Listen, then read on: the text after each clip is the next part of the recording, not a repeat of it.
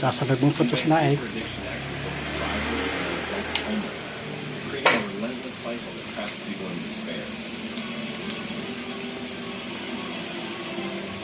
The downtown east side, often called the heart of Canada's opioid epidemic, starkly illustrates this ongoing catastrophe.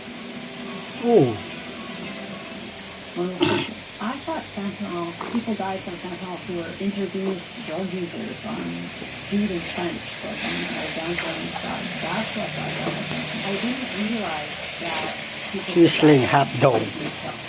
Sir, sasalag mo pa. Di ba sasalag mo pa to? Fentanyl, a synthetic opiate, responsible for Sasalag mo pa? death annually.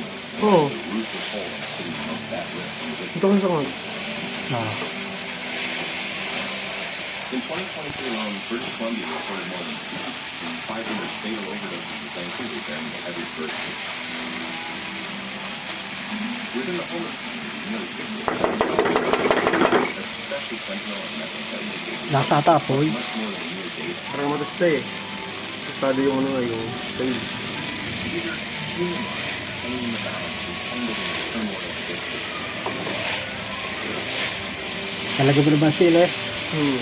Kaya pala nangangamoy na.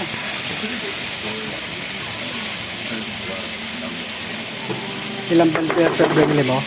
Hmm? Ilang bell pepper? Ito lang. Bakit luto niya? Hmm. Mukha mo yun eh. Yun ako yan muna. Ha? Yun ako muna sa tubig yan. Dinis. Yung laga ko muna sa tubig.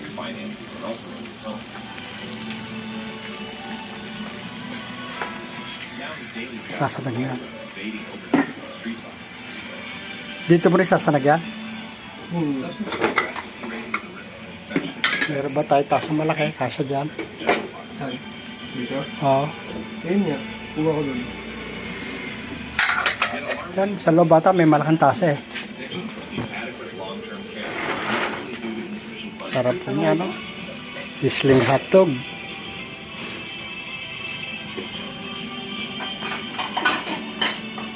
Okay na to.